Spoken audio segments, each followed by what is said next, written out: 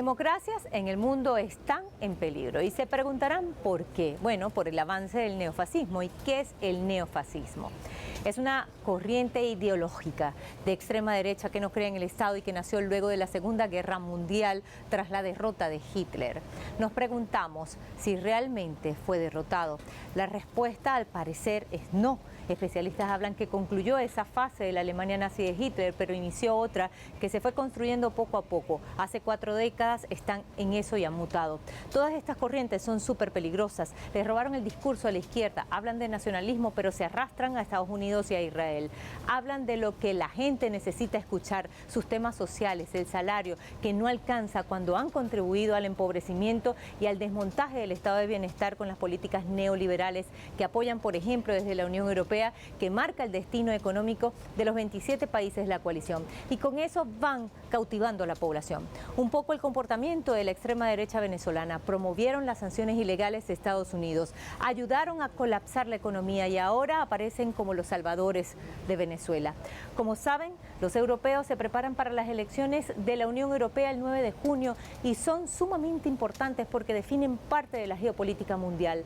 La Unión Europea marca la pauta de la macroeconomía. Son los peones de Estados Unidos y la OTAN que son los que delinean la política exterior.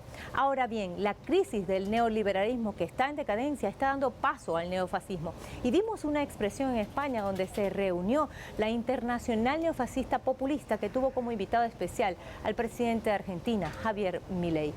Avance del neofascismo, un peligro para la humanidad. Pongamos el punto en la I.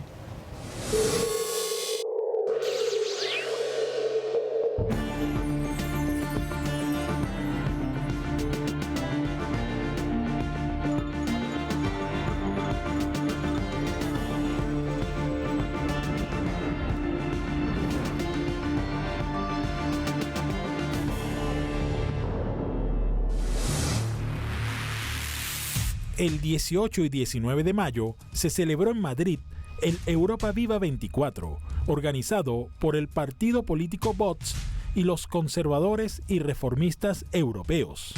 El acto congregó en el Palacio de Vistalegre de la capital española a una numerosa representación de dirigentes de ultraderecha, tanto europeos como americanos, entre ellos Javier Milei, presidente de Argentina, así como dirigentes de extrema derecha como Marine Le Pen y el magnate conservador José Antonio Castro. Con este evento, la capital española se convirtió en el centro del nuevo fascismo, en el que participaron algunos de los principales empresarios del país, como el presidente de la COE y altos cargos del Banco Santander, BBVA y Iberdrola, Naturli, Telefónica, Iberia o Mapfre, entre otros.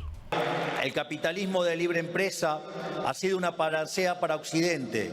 Por eso no es casualidad que aquellos países que son libres crezcan el doble que crecen los países reprimidos y que tengan un PBI per cápita 12 veces mayor que lo que tiene un país reprimido. Por lo tanto, digamos, no solo eso, sino que además aquellos países, digamos, que son pobres, los que son pobres en los países capitalistas de libre mercado, tienen un ingreso promedio superior en el decil más bajo de 15 veces mayor y el 90% ¿sí? de la población de esos países reprimidos vive por debajo de lo que viviría alguien pobre en un país capitalista.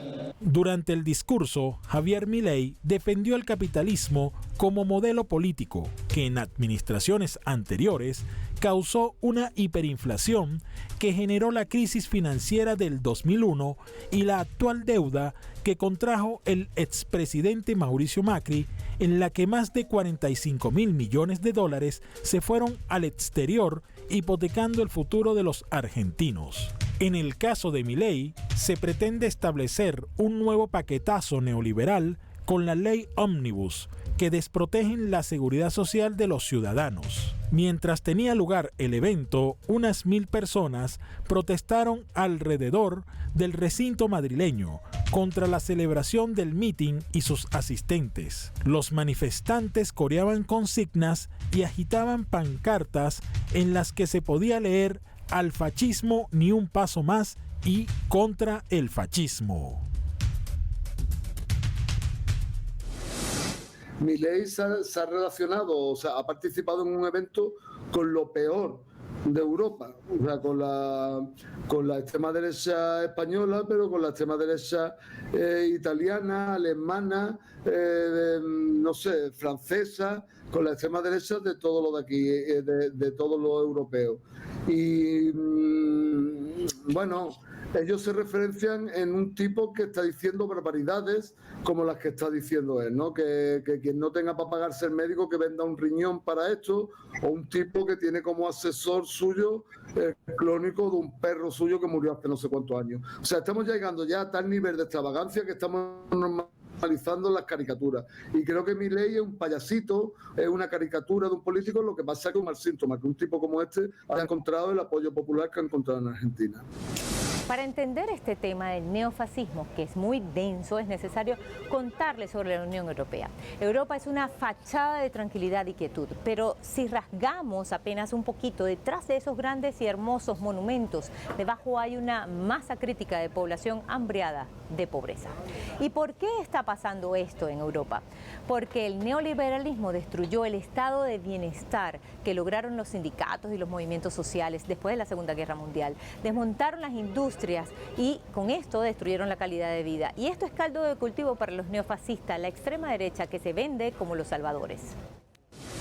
Bueno, la Unión Europea es una construcción que tiene como objetivo llegar a esto. O sea, una construcción que trata de alejar de los pueblos los centros de decisión. Los centros de decisión de entre el 65 y el 85% de las normas que afectan al día a día de los ciudadanos de los Estados miembros de la Unión Europea no se deciden en nuestros estados, ni en nuestros gobiernos regionales, ni en nuestros gobiernos locales. Se deciden en Europa. Y son medidas que están desmantelando servicios que considerábamos consolidados.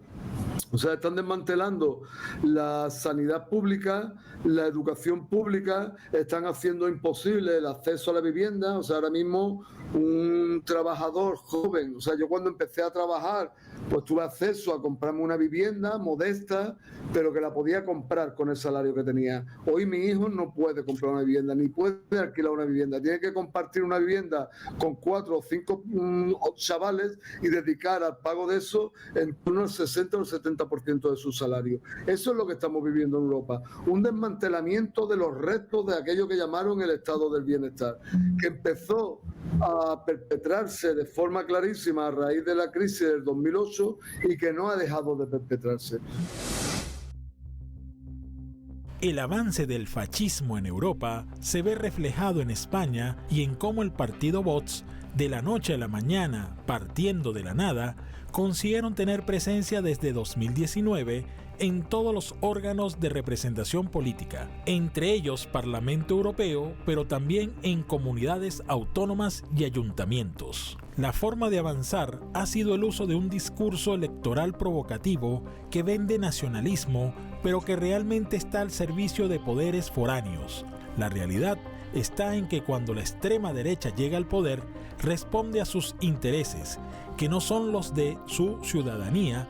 Por eso, el panorama que caracteriza a los países de Europa es la pobreza, la migración y el abandono social por parte del Estado. El resultado de estas políticas se ve reflejado en las cifras. La pobreza en Europa se ubica en 22%. Esto quiere decir que más de 100 millones de europeos están en pobreza. La extrema derecha lo que hace es representar los intereses de los más ricos. La extrema derecha intenta echarnos a pelear a los penúltimos con los últimos. Intentan echarnos a pelear a los de la planta baja con los del sótano y que no nos demos cuenta que los que ocasionan los problemas, la miseria, el sufrimiento, la pobreza de los de la planta baja y de los del sótano son los ricos. Ellos intentan desviar la atención hacia nosotros. Pero es una extrema derecha tremendamente ultra neoliberal. Y vosotros tenéis el ejemplo en Milei. Milei no quiere Estado. Milei quiere que el Estado se limite a reprimir. Y la extrema derecha de aquí es espejo de Milei en Europa. Los jóvenes migran y los adultos mayores son los que más participación política tienen a la hora del sufragio. Es decir, esa misma población que espera volver a un estado de bienestar que una vez tuvieron y que se ha roto gracias a la implementación de políticas neoliberales que empobrecen a la población, pero financia guerras, como es el caso del apoyo a Ucrania para enfrentar a Rusia.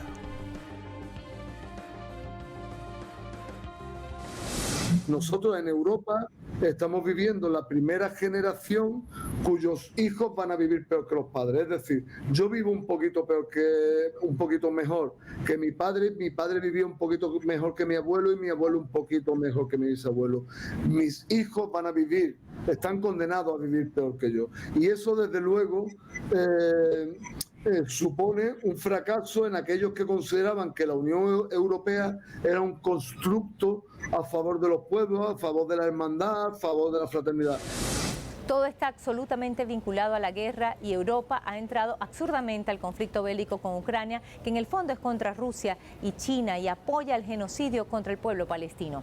Europa está peleando contra un enemigo ficticio porque los gobiernos no saben cómo justificar el gasto en una guerra que están perdiendo. Mientras esto ocurre, la pobreza avanza.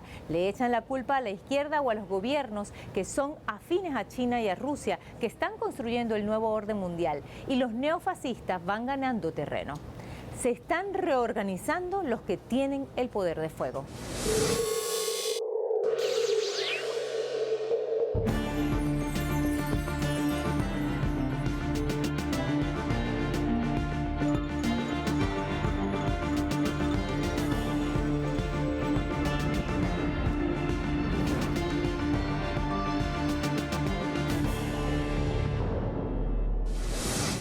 La ideología neofascista no cree en nada ni en nadie, aunque levanten la bandera del nacionalismo.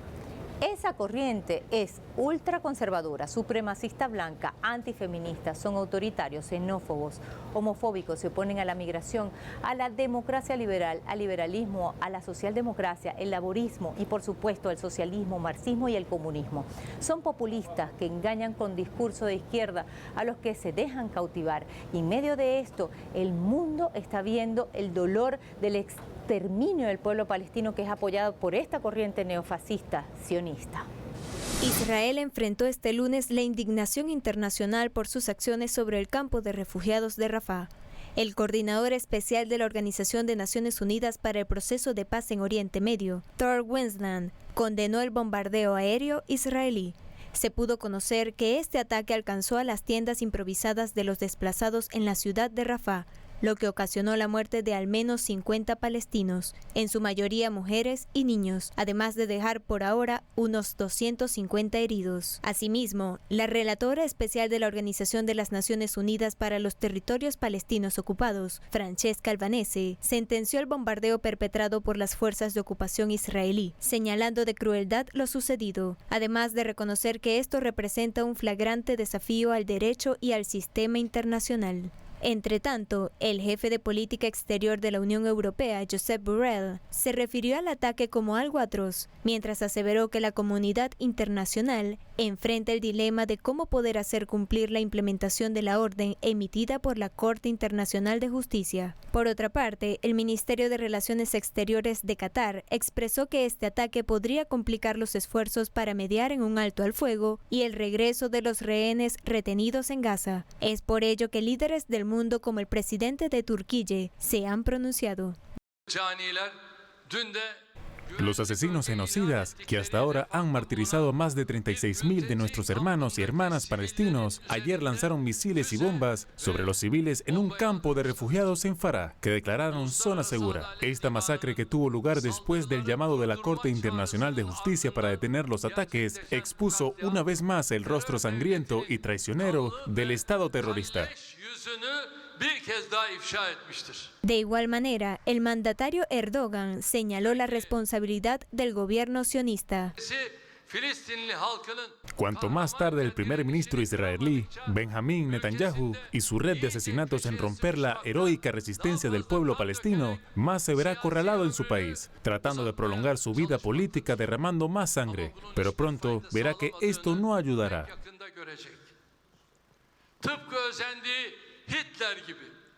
Cabe destacar que a través de cuentas oficiales, el secretario general de la Liga Árabe, Ahmed Abul Gheit, criticó la operación contra el campamento. Alegó que presentarán este nuevo crimen ante los tribunales internacionales para que sus órganos fortalezcan el expediente de pruebas exigidos para que sean convocados los responsables. Este genocidio es visto con horror en el mundo entero. Sin embargo, las autoridades internacionales afirman que no terminará sin ejercer una verdadera presión externa para obligar a Israel a enfrentar sanciones y exponer la verdadera cara de la justicia, aunque otros actores han destacado que no se trata solo de devolver rehenes a sus hogares, sino de mirar en la historia de Palestina, cuya masacre inició hace más de 7 décadas.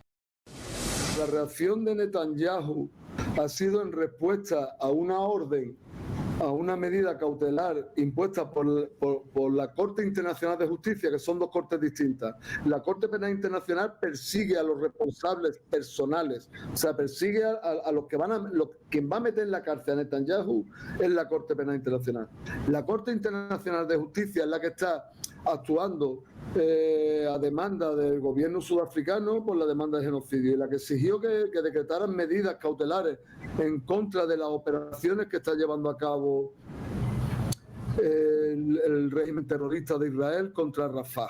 O sea, me imagino que sabéis que la Franja de Gaza es una tirita de tierra pequeñita, desplazaron al conjunto de la población a 1.500.000 de 2.300.000 que hay allí, lo desplazaron a una pequeña zona que ellos consideran zona segura.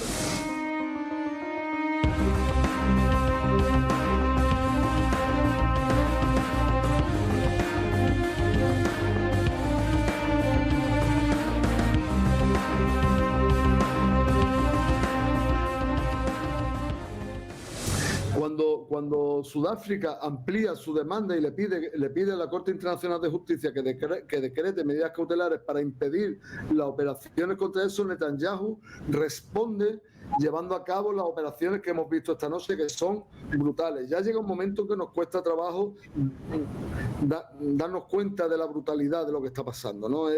Desgraciadamente es necesario poner las imágenes para que la gente lo entienda, ¿no? ¿Y qué es lo que Netanyahu qué es lo que hace? Mandar un mensaje a varios destinatarios. En primer lugar, le manda un mensaje a la Corte Internacional de Justicia diciéndole: nos da igual lo que decretéis, porque nosotros contamos con el paraguas de Estados Unidos. Estados Unidos va a impedir con su capacidad de veto en el Consejo de Seguridad de la ONU que se nos imponga ningún tipo de sanción. Así que nos da igual lo que decidáis vosotros. Mensaje para la ONU. Mensaje para la UNRWA, que es la agencia de la ONU para los refugiados palestinos. Lo siguiente sois vosotros. El ataque a las tiendas de campaña que ha habido esta noche ha sido en tiendas de campaña que estaban pegadas a la sede de la UNRWA, que es el objetivo número 1 de la ONU, o sea, de Israel. Israel tiene como objetivo declarado, lo dijeron en la Knesset, en el Parlamento israelí, acabar con la UNRWA. Dijeron literalmente: hasta que no acabemos con la UNRWA va a ser imposible ganar esta operación. Para cerrar la puerta del avance de la extrema derecha en el mundo desde finales de la Segunda Guerra Mundial, la extrema derecha ha mutado para adaptarse a nuevas formas de imponerse. En este momento están usando el sufragio como llave para abrirse paso a países, apropiarse de sus economías y acabar con cualquier posibilidad de gobiernos progresistas. En puerta están las elecciones de la Unión Europea y los resultados moverán la geopolítica y veremos cuánto avanza el neofascismo. Cuando nosotros desde la izquierda no damos respuesta a los problemas de la gente, cuando nosotros se nos ve como parte del problema y no desde la solución, cuando nosotros no defendemos, como defendéis vosotros, abiertamente los intereses de la mayoría, sin complejos, sin querer ser legitimados por el sistema, llegan otros y asumen ellos el discurso impugnatorio. Nosotros nos encontramos con una extrema derecha que impugna el sistema, habla de los políticos en tercera persona, consiguen crear un discurso en el que ellos le dan soluciones a la gente, pero son soluciones ficticias. O sea, ellos consiguen que la gente asuma, que los trabajadores, que la gente que está más desesperada y más desfavorecida y que es más vulnerable y que está en peores condiciones sociales, lleguen a creerse que los responsables o los culpables de sus problemas son los migrantes que vienen de unas condiciones absolutamente inasumibles, o son los derechos de la mujer, porque el fascismo de algún modo al final es el miedo de los privilegiados a perder sus privilegios. El presidente Nicolás Maduro de Venezuela ha alertado sobre el avance del neofascismo en el mundo. El antídoto lo tienen los pueblos y sus movilizaciones en las calles para defender las conquistas sociales que esta corriente está tratando de arrebatarles.